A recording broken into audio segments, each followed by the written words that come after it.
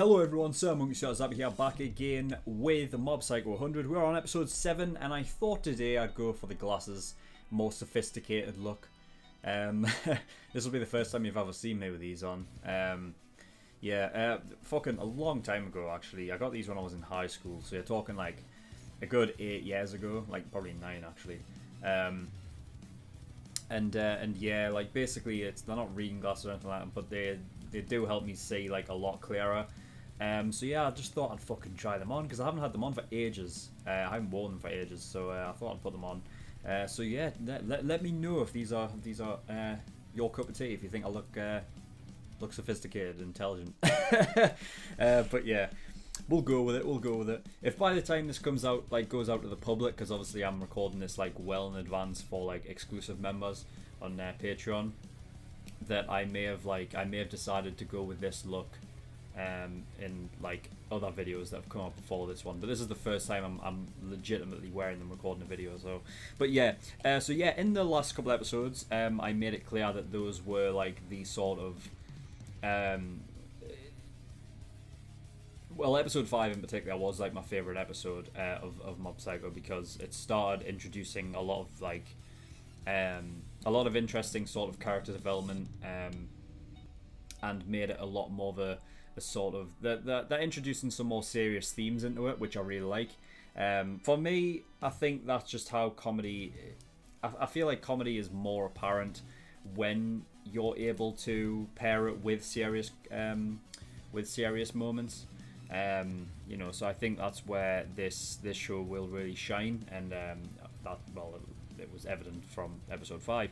So so yeah, and also that carried on with episode 6. We left off with Ritsu. His psychic powers have now awakened. He can now see Dimble, who's just hanging out the fucking the front of the house. I don't know if it's like vampire rules, like where you know, or they can only come in when you invite them in. I don't know if that's the case, but he's just chilling there.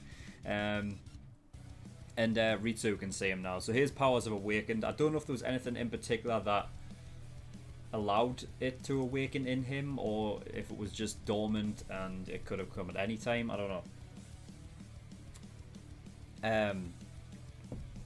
But yeah, there's that. I don't know how much is like how much of the side stuff is really going to continue on. So obviously we had Shinji and all of that stuff. I don't know if that's something that's going to be like an arc of itself. I doubt it. I kind of doubt it, just because it's a short season. I feel like that was meant as sort of like a little mini sort of contained story, just to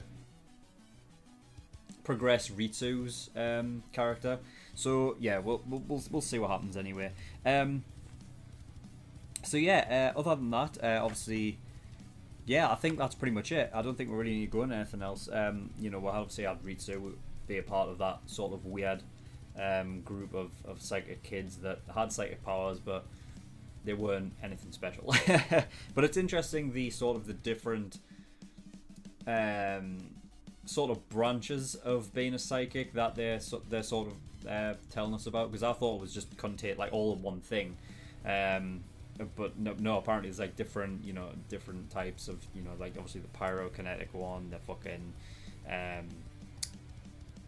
the fact that Reagan is apparently a spiritual one, which is why he sort of differs and he can't pick, yeah, stuff like that. But yeah, I don't think we've got anything else to talk about, so we're just going to get in episode 7, see what we'll get. So without further ado, let's go.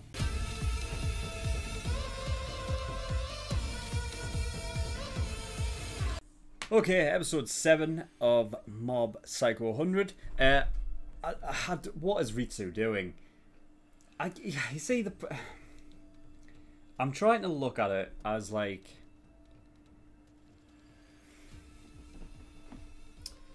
somebody who just wanted it so much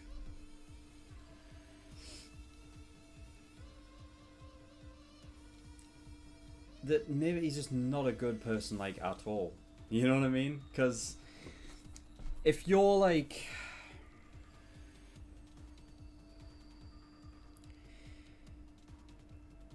if you're wanting it that much, you know what I mean? And honestly, I should have really kind of seen this coming. If everything that, you know, everything that he had before he had psychic powers. You know what I mean? He was popular.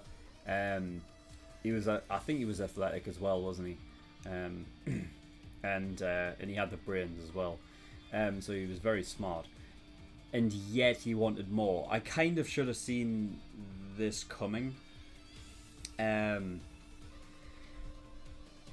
interesting thing for me is how he is going to react next episode to Mob. That's because the only character that he's ever had any sort of that he's ever looked up to is his brother. So that's going to be the interesting thing, because to everyone else, they just seem like pawns to him, like they're barely even human even. And it was very different. Like, I wasn't expecting him to go down this route after the end of episode 6, because, or was it after the end of episode 5? I think it might be the end of episode 5, because he was saying that, like, because that's how we got the revelation that, like, that Mob might have hurt Ritsu during that bully thing, right? And he was saying that wasn't Mob. So, I mean, I've talked about, like, what I thought that meant and what Ritsu might have, you know, like, how would he use his psychic powers? Well, to I don't know, maybe protect his brother, or, you know, do it for some good reasons. That's what I mainly thought. I never expected it to go the other way, and for him to just be a dick. And especially considering, like, the way that he sort of the way that he goes about it. He knows, he understands exactly what he's doing is wrong. I mean, he literally says that at the end there. Like,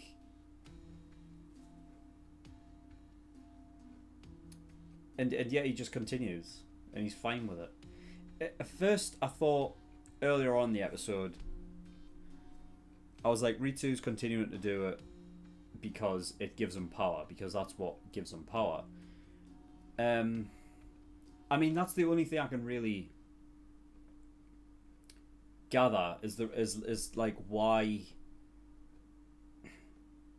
he's doing it, because he's just becoming obsessed with power. I think that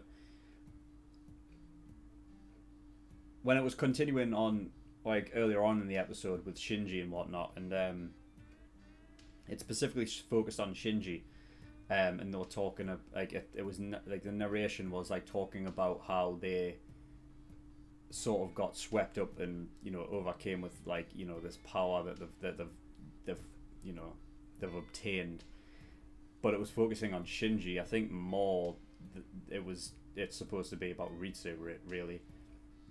I think he's just become, like, I think just this power has just taken him, and he's become a slave to it, essentially. Tereki came back with a wig. What is that? So he's got a fucking hedge on top of his head. I mean, if you're going for a wig, why would you go for that one? That's just... I mean, fuck. It's like... I was going to say, is that even better than what he had before? But, I mean, yeah, it is. Because, I mean, the idea of having, like, that sort of, like, longish hair and then having nothing on top, like, that's not a good look. You're like, the Friar Tuck is not a good look. But that isn't much better. Fucking hell, man. He's gone for, like, the Marge hairstyle. You know what I mean? It's fucking stupid. But I guess that's Tereki now, isn't it? Ever since Tereki turned up in this episode, I've wanted him to just... I want him to be, like... to almost... humble Ritsu in a way. Like, I wanted Tereki to be the one to just fucking, you know what I mean, just destroy him, but it doesn't, it can't fit with his character now, can it? Because everything that happened in episode 5, like, I said like in the middle of the episode, it's like this is just the opposite, isn't it? This is literally what Mob and Teruki's just the guy that doesn't do it anymore. The interesting thing though was when Teruki went to hold his hand, he almost lost it a bit, and I don't know if because it seemingly ever since Teruki like realized that he wasn't the only one, he immediately went for Mob as sort of like competition and wanted to try his strength against Mob's. So it was more like a sort of like a test of strength, like, you know what I mean, oh, I'm more powerful than you, like, or let's see like who comes out on top. And I'm wondering if that was the same thing. I think with Mob he was very much humbled and he was very much like, oh shit, all right, I can't beat you, whatever the fuck. But I think when if a new one comes, like, you know, if a new one comes along, that sort of competition sort of kicks in, and he wanted to do it again. I think that's what happened there, and he had to like pull himself back, kind of thing, to be like, no, I don't want to do this again. You know what I mean? Because his sort of ideals have kind of changed and whatever. I still wanted to see him do it though. I still wanted to see Teruki like beat, like, you know, humble Ritsu. Like, I really did, but yeah, I think just for the sake of like just looking at Ritsu and just seeing him just be a complete and utter slave to like that just to me, it's a tough one, because I don't know if it's looking at it. I don't know if I'm looking at it the right way. Because if I'm talking about Ritsu as like, I guess if I was like a character in this world and I was looking at Ritsu and I knew everything that I do now as a viewer, that would put a very big dampener on like his character as a whole. And I'm trying to think of it as like, even as a viewer. But then again, yeah, I don't know, because it's like there's more. Yeah, I guess it just adds a layer to his character. It's like, well, he is perfect in all these ways, but that's where he's imperfect. As soon as he gets the power that he's been wanting, that's what turns him. Yeah, so I guess I do like it then. I can't believe I had to talk myself into that. like, I think this is a problem. When you try to like analyze everything, that maybe you sort of have to talk yourself into something. Or if I'm just trying to like get my own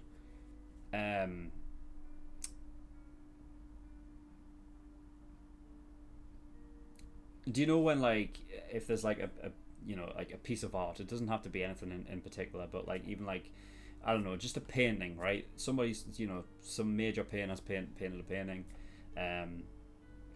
and it's sort of open to how you perceive it to be. Or like a song, and like, you know, there's lyrics and it might be a bit cryptic, but like you can take from it what you want and like sort of you know, sort of like put your own spin on it, like whatever you're listening to, whatever you perceive that to be, that's what it is.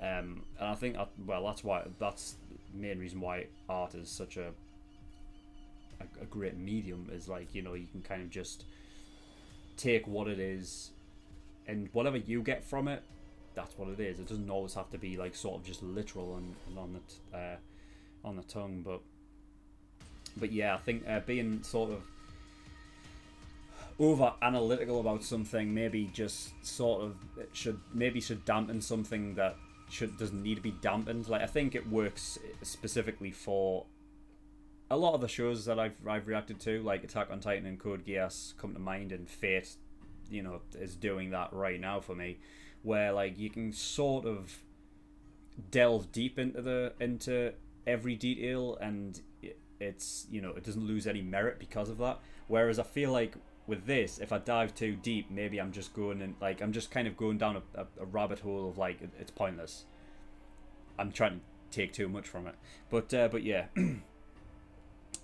So I've decided then that I am fine with the way Ritsu is going. But yeah, I guess it all depends on how he feels about Mob being there and witnessing this.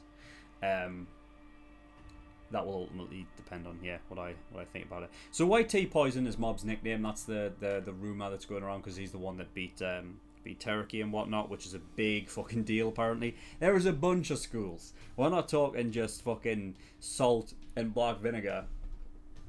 We're talking about mayo. We're talking about, there was one that was Japanese, so I'm guessing that's just a Japanese condiment of some sort. I don't know what it could be, but I missed out on maybe the other ones as well. But yeah, there's a bunch of different territories, and I don't know if that's going to be an overarching theme or not.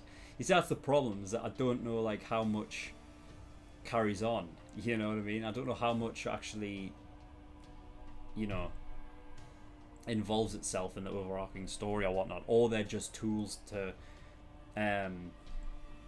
sort of progress the different characters, you know. So because I feel like Shinji's story is there primarily for Ritsu, you know. He, like, that character is primarily there to move Ritsu along in his character path. So yeah.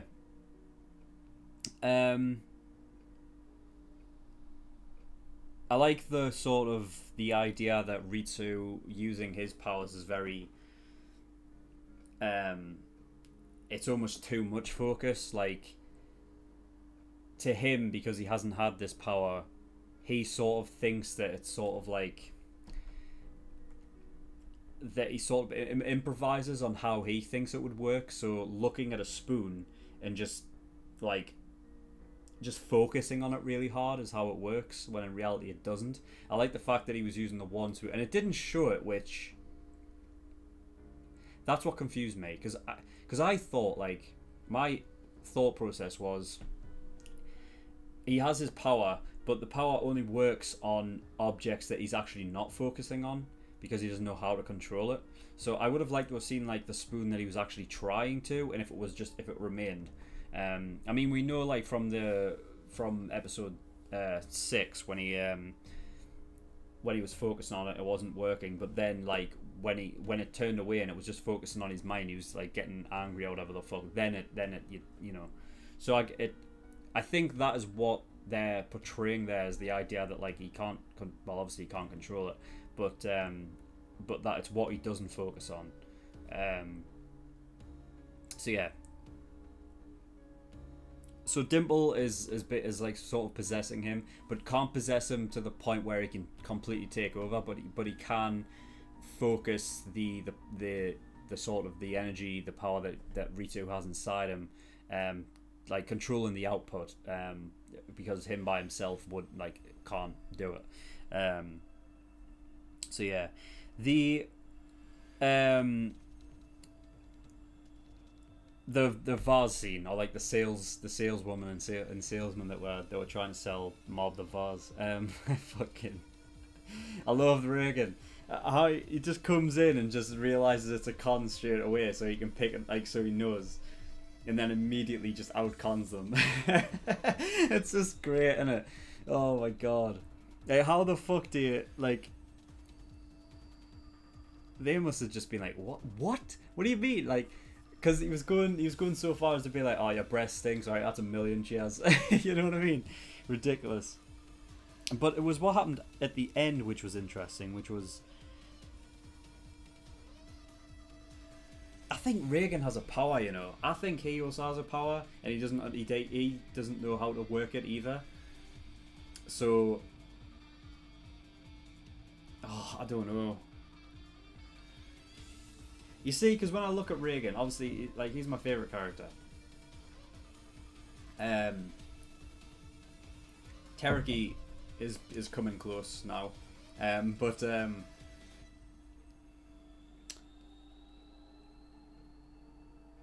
you see, Reagan to me, right, because he's such an odd character, because on the surface, episode 1, right, you're like, you get a look at his character, and he's a con artist, right? And even up until this point, you can say that. But when it comes to Mob, he is like such a great mentor, right? So you're kind of, it's sort of like hoisted up in the air. There's sort of like 50-50. Is like, well, is he a good dude, or is he not? Because he's a con artist, right? Which is obviously a bad thing. but he's a great mentor to our main character. So on that regard, he's a good dude. So it makes me want to believe that, like, on one hand, I've talked about it before, like this idea that like Reagan could be someone like Ritsu who always wanted power but never had it, and maybe because he researched it so much that he was able to pass it off like he did have one but doesn't. Now, I either want it to be that, or I want it to be the case that he knows he has a power, but because he's so behind this idea, because he keeps telling Mob this idea that like you can't use it on humans, and there's such a like a moral, he becomes like a moral compass in that way because he's the one that taught Mob that kind of makes me think that maybe he knows he has that power and he doesn't use it because maybe he's hurt someone in the past. Possibly. I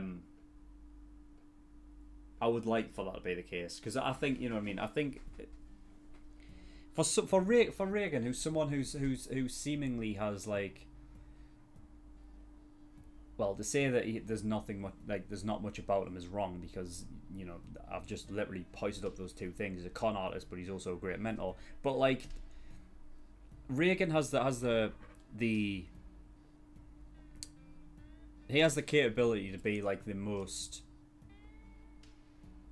like, to have the best story out of a lot of them. I feel like it just depends on if that's the case or not, because he could just be like, you know, he could just end up being that guy that's like, oh, great mentor, but I want, for some reason, I don't even know what it is. Just I think that's just what I think it's just because his that weird sort of 50-50 thing kind of intrigues me about him, that maybe I don't know why, like yeah, it's just it's an odd coupling, and it makes him for like a really interesting character. So I would like for him to get that kind of backstory where it's like, where it is a very serious thing, you know what I mean? So yeah, we'll have to see though what happens. But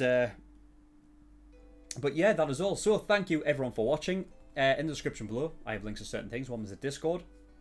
I urge everyone to go over there, especially if you want me to react to a certain show, because that's where polls and things start. Although that's changing over the website now. Or just get yourself over there, talk to me out of the community. I'm free to do that as well. My website, SirMonkeySuit.com. Every single piece of content that I've created is going over there. So yeah, get yourself over there. That's my one corner of the internet where everything is. It means that you can get everything and whatever there. There's also forums and shit like that. Just get yourself over there, check it out. And Patreon. So I do have a Patreon. If you do want to support me, that'd be very much appreciated. There's a bunch of different tiers and rewards that you can get depending on how much you want to support me with. So there's like $5 a month, which is early access. You get access to everything a week early. And for Psychopaths and Fate, you actually get 4 episodes of those a week. Full length, that's a $10 a month. So for that, you gain access to my full length library. Everything I react to gets a full length. Exclusive tier, that is what this Mob Psycho 100 was done through. So that just means that you know, it's exclusive for $15 patrons and up, as long as it's airing. Once it's finished airing, it goes out to the public on YouTube for everybody. And also all OVA reactions, all movie reactions go into there as well. And then the $50 and $100 is you know, you basically get a choice of a show that you want me to react to, and I will react to it. The $100 God tiers basically means that, you know, you're able to jump the list. But yeah, that is all. So thank you everyone for watching, and I'll see you all next time. Bye bye.